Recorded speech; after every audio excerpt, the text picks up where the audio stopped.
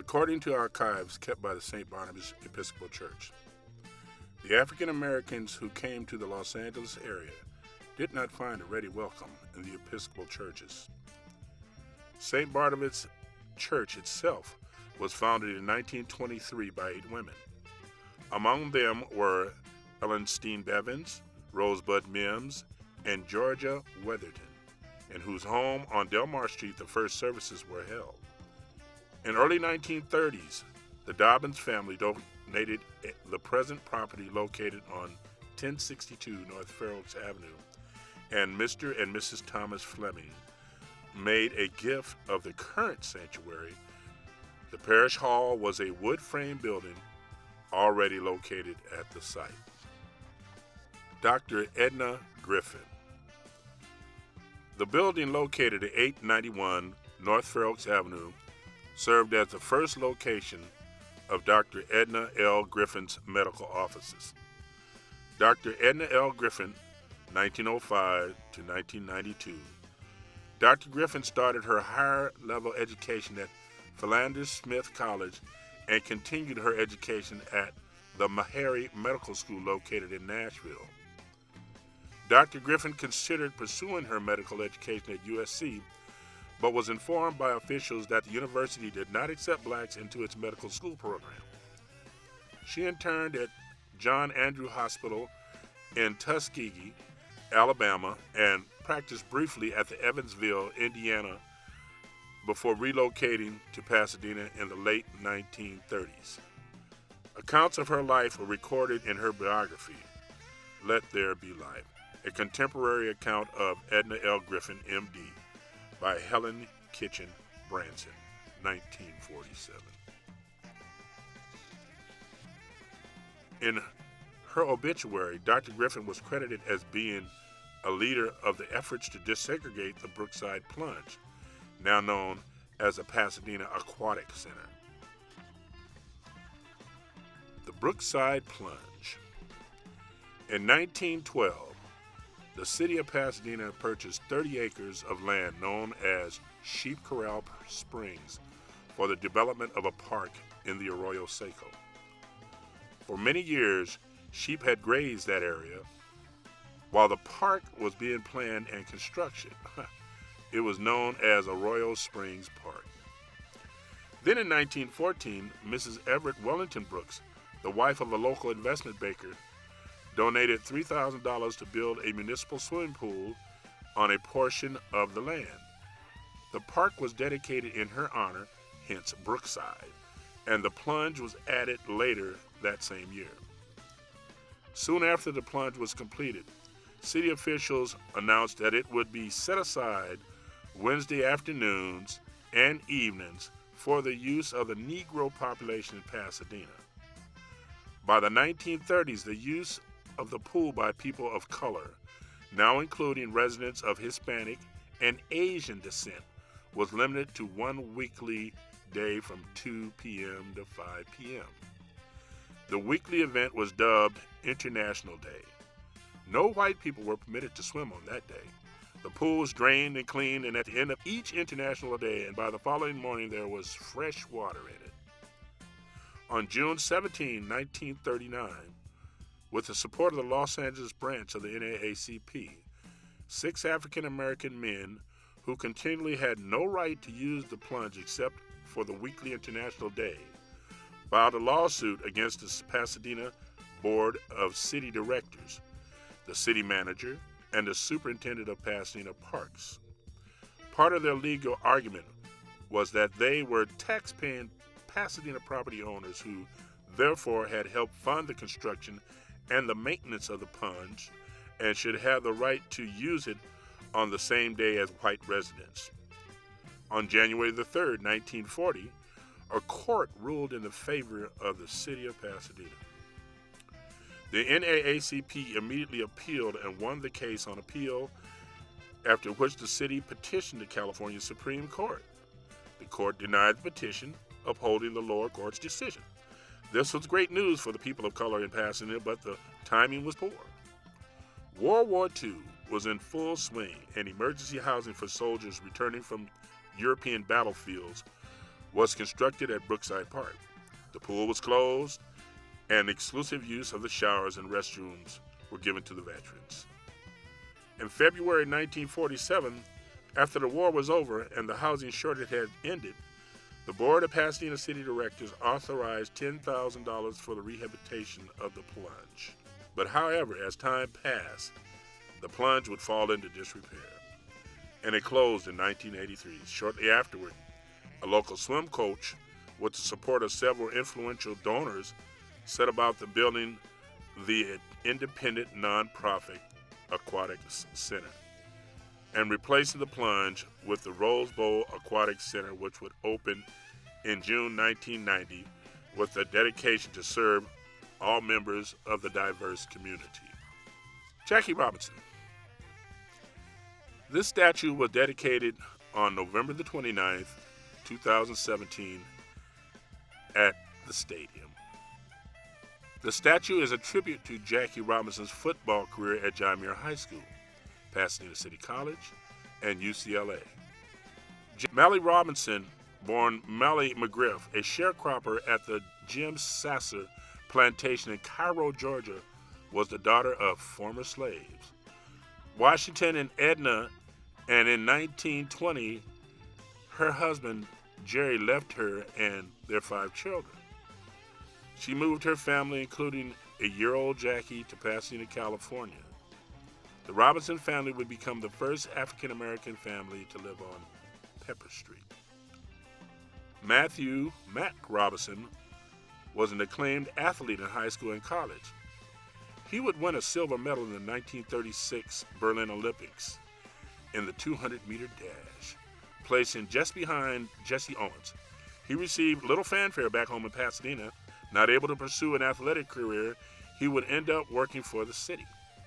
After decades of being ignored by his city and his country, Mac Robinson was chosen to be a part of a group that carried the Olympic flag in the opening ceremony of the 1984 Olympics in Los Angeles Coliseum.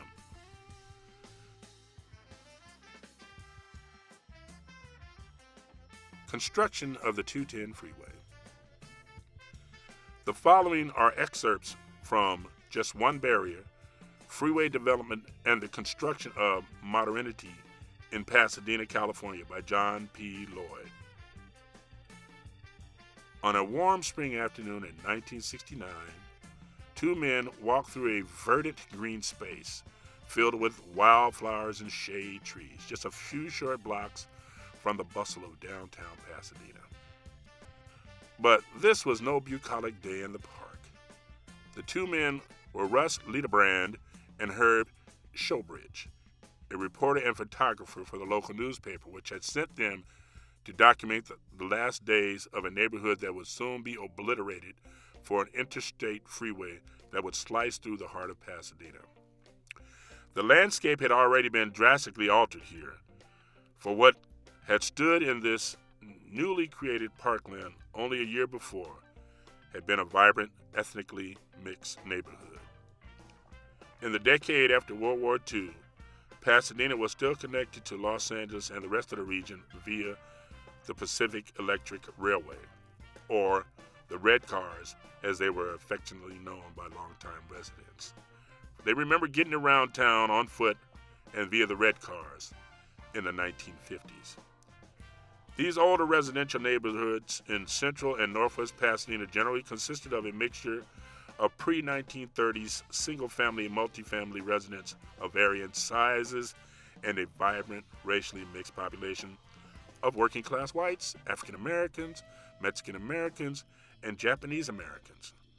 Although federal officials and the local Chamber of Commerce classified the area as blighted in the 1950s. Buried in the historical records are numerous signs of local opposition to the freeway in Pasadena. However, after the freeway opened, some residents expressed the same sadness as the result of this accommodation of the automobile. Somehow, it just didn't seem important to reach my office 5 minutes earlier today. Pasadena resident Douglas Norberg told a reporter from the Pasadena Union newspaper of the new freeway. He said, "As we plummet along ever forward," he said, "I hope we will spend a little more time looking around to make sure that all the trade-offs are worth the rewards. Clarence Jones, or Clarence A. Jones, Esquire. The building located at 40 West Mountain Street was the residence of Clarence A. Jones, Esquire, the first African American to run in a municipal election in the city of Pasadena. While residing in Pasadena, Jones, Esquire ran for a seat on the Pasadena City Board of Directors, now known as the City Council, in 1929. Although unsuccessful in his bid, his campaign marked the first time that an African American had run for a major municipal elected office in the city of Pasadena. Footnote: the classic movie Anna Lou Costa, starring Eartha Kitt and Sammy Davis Jr., was filmed at 40 West Mountain Street in 1958. William Henry Harrison, born 1882, died 1955, made history as the first African American realtor in Pasadena. Harrison was instrumental in encouraging the professional recognition of African Americans in the real estate and construction industry, and eventually his son would study architecture and join him in the family business. The plaque located at the corner of Lincoln Avenue and Washington Boulevard, where Henry Harrison's house once stood, was dedicated on the 6th of July in 1981, and it reads, "On this site stood the private residence of William Henry Harrison and the office of Harrison Realty Company. Mr. Harrison was Pasadena's first black realtor and was a pioneer in eliminating segregation and discrimination in the ownership and enjoyment of property by blacks, Hispanics, and Asians. Through his untiring efforts and participation in numerous business and civic activities, he was a significant influence in the city, created many opportunities in housing and employment, and was a major factor in the improvement of the quality of life in Pasadena."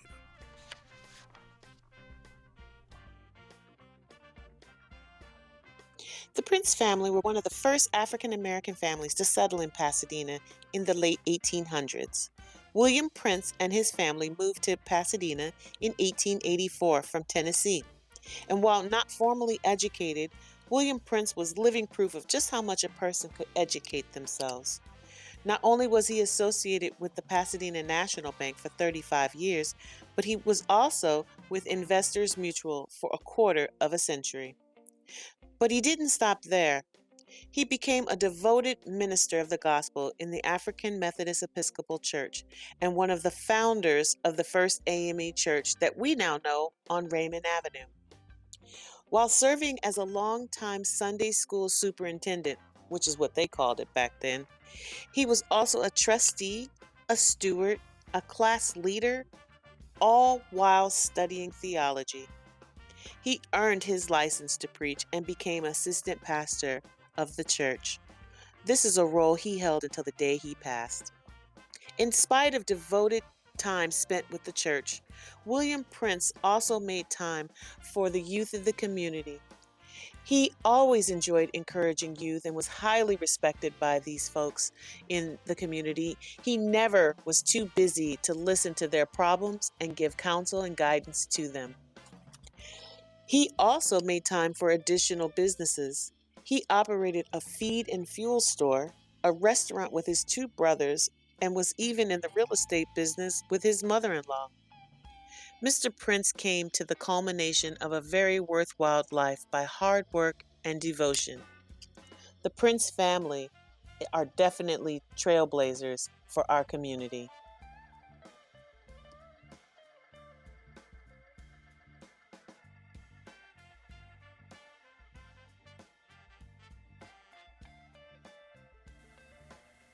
One of these girls before you, it will become queen of the 1985 Tournament of Roses. Our queen is Miss Christina Smith. October 23rd, 1984, Pasadena, California. For the first time in history, a young woman of Afro-American descent, Christina K. Smith, is selected to reign as queen over the world-famous Rose Parade. Pasadena, the first city on the West Coast to have a federal school desegregation suit filed against it, a city where white flight was a significant factor in the 1970s. Now a black queen reigns over its most famous and its most cherished institution. A breakthrough? Yes, but not the first for a black Pasadenan. More importantly, not the first significant achievement by a black in Pasadena, not by 131 years. In 1853, a frontiersman named Robert Owen found a wooded canyon in the Arroyo Seco, which runs through present-day Pasadena.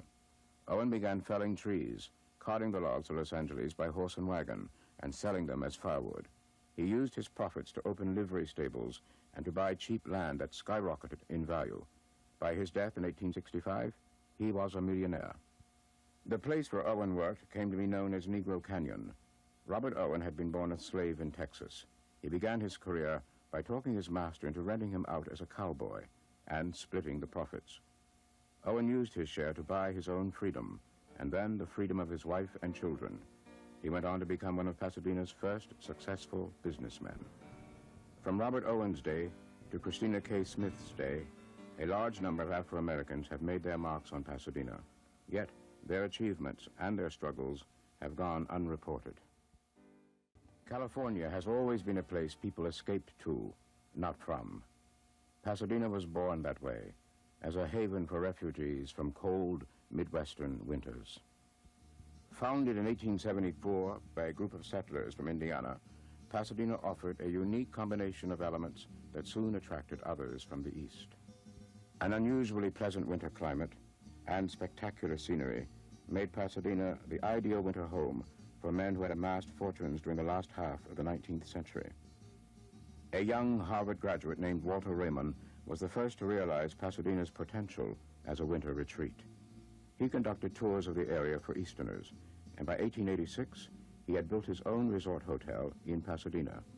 It was the first of a number of spectacular hotels that became fashionable stops for the wealthy, but none ever equaled the Raymond. Destroyed by fire in 1895, it was rebuilt, and by 1901, boasted 200 rooms and 80 fireplaces, making it the largest hotel in Southern California. Despite the opulent luxury offered by the hotels, some Midwestern tycoons built their own permanent winter homes in Pasadena. They were among the wealthiest men of their day, men like book publisher Andrew McNally and soap maker David Gamble. The houses they built were among the grandest on the West Coast. Many were located along this street, Orange Grove Avenue. At the turn of the century, it was considered one of the 5 most beautiful streets in America. Here, where condominiums now stand, Orange Grove Avenue once crossed an all but forgotten street called Vernon Avenue. It is here that Pasadena's black community was born. While wealthy whites were coming west to winter, a trickle of Afro-American men and women were moving west as well. Ralph Riddle was a son of a pioneer black family. My mother was born in Columbus, Ohio, and father in Hampton, Virginia. He was born in slavery at that particular time, when he was 6 years old, and sold with his mother at that time.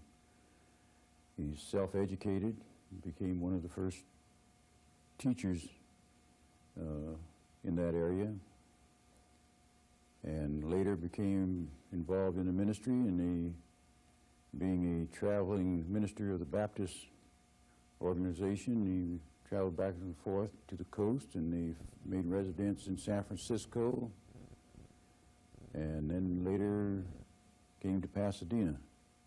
Black migrants found few good job opportunities in Los Angeles, so some came to Pasadena to take the only jobs available. They became domestic servants in the new city's unique collection of luxury hotels and opulent mansions. Some of the houses on Vernon Avenue were actually built as servants' quarters. Most of Pasadena's first black residents made their living as servants. Mrs. Coletta Clark's father started that way. My father was a chauffeur for Mr. Bragdon. They lived on Prospect, and I remember their home. They had built an art gallery, and they had traveled quite extensively, and some of my first famous artwork I'd ever seen, authentic, I saw it in their gallery. A few of the new arrivals served the black community itself. Carrie McAdoo and family migrated from Arkansas, opening a grocery store that became a fixture in early Pasadena.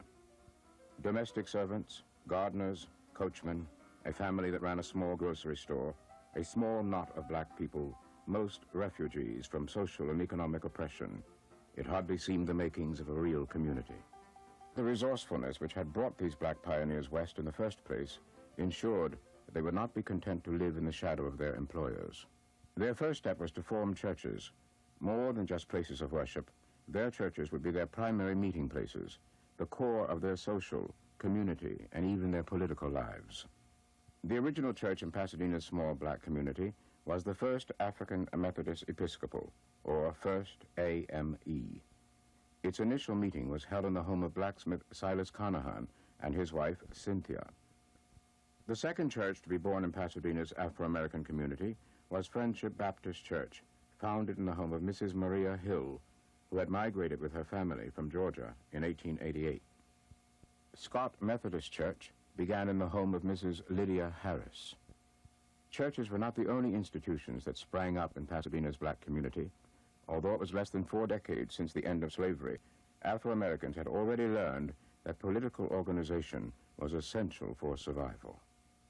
As early as 1898, black voters formed their own political club, which soon became the Pasadena chapter of the Afro-American League.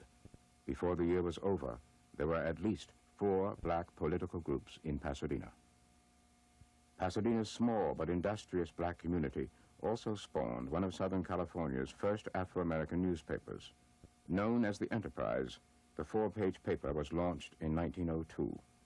Independent black businesses in Pasadena showed slow but steady growth as the 19th century ended and the 20th century began. Among the new businesses was a transfer company started by the McAfee family. McAfee, who had been a teacher in the South, was unable to find work in Southern California in education, but he and other early Afro-Americans residing in Pasadena were determined that their children would be educated. Afro-American students were graduating from Pasadena schools as early as 1909, with many students going on to earn degrees at local universities and schools as far away as Harvard. It is ironic that in a city where school integration was a subject of great controversy in the 1960s and 1970s, blacks and whites attended the same schools during the first part of the century. Pasadenan Seaborn Carr, writing in the black newspaper, the California Eagle, declared as late as 1916, "We have no segregation in this city and are satisfied with conditions as far as schools are concerned." Yet, while educational opportunities existed, black Pasadenas began as early as the turn of the century to find themselves confronted with many of the same problems they had hoped to leave behind when they migrated to California. World War I brought about significant changes within the black community. Black Pasadenans formed their own military unit known as the Home Guard, and 10 Pasadena blacks saw duty in France during the war. Of greater significance than the conflict itself was the effect the war had on the size of Pasadena's black population. The number of blacks living in Pasadena increased from under 250 at the turn of the century to nearly 1,100 by 1920. Many of the new arrivals had migrated from the South to escape poverty and racial violence. Many found jobs in factories during the war. The end of the war saw the first serious economic downturn to affect the black community. Whites returned home and replaced blacks in the factories, and a new influx of Asian migrants began competing with blacks for the domestic positions they had held for years. The lack of job opportunities and the discrimination in housing and public accommodations prompted Afro-Americans to organize their resistance to racism. In 1919, at a meeting in the home of John Wright, the first black hired by the local post office, Pasadena's own chapter of the NAACP was formed with Wright as its first president. The church also took the lead in the struggle for equal rights and served as the most important meeting ground for all elements of the Afro-American community. Mrs. Edna Banks remembers the Union picnics. The picnics themselves were great, people with their picnic baskets and all the church groups and Sunday school groups, and they had all sorts of entertainment, sack races and swimming contests and prizes and big barrels of lemonade and big containers of ice cream for the Sunday school children. It was, in those days, Pasadena was a small town, and it was a typical small town festival. Despite the discrimination, blacks like James Stocks and John Riddle were achieving distinction on athletic fields. Success on the playing fields was not as easily matched by success in the business world, especially in a world where opportunity was often denied. James Woods, who began his Pasadena business career by operating a shoeshine stand, was one who prospered. He first started his business as a shoeshine owner on the corner of Union Street and Fair Oaks. Across the street at that time was a mortuary, and during his spare time he'd go from the mortuary, from the shine parlor over and work for the mortuary, and that's where he got his interest in the mortuary business. Then he went to a school at night and got his training. Then after he got his license for the mortuary car, then he opened his own business down on Vernon Street near Green Street. That was in 1928 when he first started. The post-World War II period saw the first major victories in the fight against discrimination in hiring. At the war's end, Pasadena's police department had no black officers, even though Afro-Americans had been applying for such positions since 1903. Ralph Riddle was the first to be accepted. Right after the war was over and I came home, I stopped in, made application, and at that particular time, I think there were several organizations here that were applying the pressure to the city manager and to the police chief for bringing on minority persons.